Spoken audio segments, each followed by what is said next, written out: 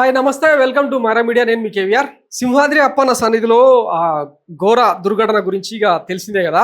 నిన్నమో నడదాకంటే ఈ కూటమి ప్రభుత్వం ఇంకా ఈ పచ్చపత్రికలు వేసిన డాన్సులు, ఎలివేషన్స్ అసలు కూటమి సర్కార్కి ఏమి సంబంధం లేదన్న రీతిలో ఎనికేసుకొచ్చే ప్రయత్నం చేశారు కదా.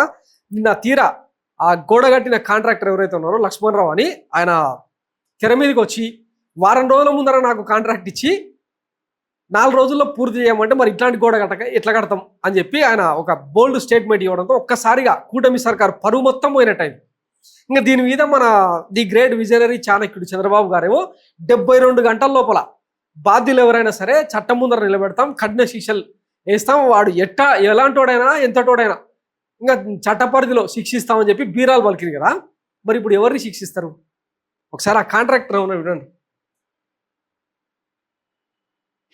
రిక్వెస్ట్ చేశారు సార్, నేను కూడా వచ్చింది దేవుడి కార్యక్రమం కదండి, డ్రాయింగ్ లేకుండా ఇప్పించి చేస్తే వర్క్ చేసేటప్పుడు ఏ ఇంజనీర్ వచ్చి అదే పార్టీ రోజు లేరు కదా సార్, మిగతా రెగ్యులర్గా ఉంటుంది సార్. 5-6 రోజులు చేస్తుంటారు. మీకు ఒక 4 days ఆ 4 days లో ఏ ఇంజనీర్ ఉన్నారు? ఇప్పుడు స్టార్టింగ్ రోజు ఏం లేదు సార్, నెక్స్ట్ స్టార్ట్ లేదు 4 days లో పని జరిగేటప్పుడు లేదు. విన్నారు కదా, స్టార్టింగ్ రోజు మాత్రమే ఆ ఇంజనీర్ వచ్చినట్ట, ఇంకా తర్వాత మళ్ళీ పత్తలేడు. దీనికి ఇంకా ఈ పకోడి గోడకు 55 కోట్ల రూపాయలంట కాంట్రాక్ట్. అవి ఎవడి జోబులోకి వెళ్ళినాయి? ఆ గోడ నిర్మాణానికి ఖర్చు పెట్టింది ఎంత? మిగతా డబ్బులు నొక్కేసింది ఎవడు? ఆ పోయిన 7 ప్రాణాలకు ఎవరు బాధ్యులు? మరి ఇంత నిర్లక్ష్యమా? ఇప్పుడు వైఎస్ జగన్మోహన్ రెడ్డి ఆ విజయవాడ ముంపు ప్రాంతాలను కాపాడేందుకు ఒక పెద్ద ప్రహరీ గోడ నిర్మించింది కదా. ఇది ఈ రోజు వరకు కూడా చెక్కు చెదరలే. మొన్న బుడమేరు ముంపులో కాపాడిందే ఆ రిటైనింగ్ వాల్ అని చెప్పి మొత్తం రాష్ట్రం మొత్తం కూడాకి వస్తుంది కదా. ఒకవేళ దానికే ఏమైనా బొంగలు వచ్చి లేదంటే బొక్కలు పడి ఏమైనా జరుగుంటే ఈరోజు ఎట్లా ట్రోల్ చేసేటోళ్ళు? దీనికి మాత్రం ఈ కూటమి ఐటీడీపీ కానీ మిగతా జనసేన కార్యకర్తలు కానీ బీజేపీ కార్యకర్తలు ఎవ్వడు మాట్లాడట్లేదు. ఎందుకు అంటే భక్తుల ప్రాణాలు అంత ఇదిగా కనిపిస్తున్నాయా? మళ్ళీ మనదేమో ఒక హిందుత్వ పార్టీ, ఆ హిందుత్వ పార్టీ జోకే జాకిల్పేట లేపు ఇంకొక జనసేన పార్టీ, ఈ రెండింటికి తాడు బొంగర వేసి నడిపించే ఇంకొక దిక్మాల పార్టీ. అసలు మీరు హిందువుల ధర్మ పరిరక్షకులు కదా, మరి హిందూ భక్తులకు ఇచ్చే సందేశం ఇదేనా?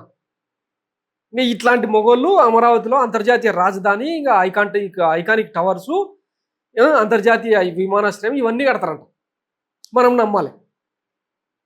సో ఒకసారి ఆలోచించుకోండి, ఎంత నిర్లక్ష్య ధోరణిలో ఉన్నారంటే ఈ సింహాద్రి అప్పన్న స్వామి ఆ ధర్మప్రభువులు ఎవరైతే ఉన్నారో అశోక్ గజపతి రాజు, ఈ ఇన్సిడెంట్ జరిగినప్పుడు ఆ స్థలంలోనే ఉండి కనీసం ప్రెస్ మీట్ కానీ ఆ భక్తులను పలకరించే వ్యవహారం కానీ ఏవి చేయలేదంటే ఎంత మనిషి అన్నాడు ఎవడైనా మానవతా దృక్పథంతో కనీసం స్పందిస్తారు కదా. అంతటి సుదీర్ఘ రాజకీయ అనుభవం, అంత ఏజు, ఇవన్నీ వెలుగులోకి వస్తున్నాయి ఈ గోడ వెనకాల. ఇంకా దీన్ని వైఎస్ఆర్సీపీకి చెందిన ఒక నాయకుడు ఇంకా ఆడేదో వేలు విడిచిన సంబంధం అంట, వాళ్ళు కట్టించిరు అని చెప్పి ఇంకా వాళ్ళ మీద నూకే ప్రయత్నం. ఏమన్నా మెదడుందా? ఈనాడేమో నిన్న ఒక వార్త రాస్తాడనమాట. ఇప్పటికీ వైసీపీకి చెందిన జగన్కు జాకిల్పేట జోకిన ఆ అధికారులనే కొనసాగించిన మూలాన ఈ పాపం జరిగింది అని. బుద్ధున్నాడు ఎవడైనా మాట్లాడే మాటలేనా?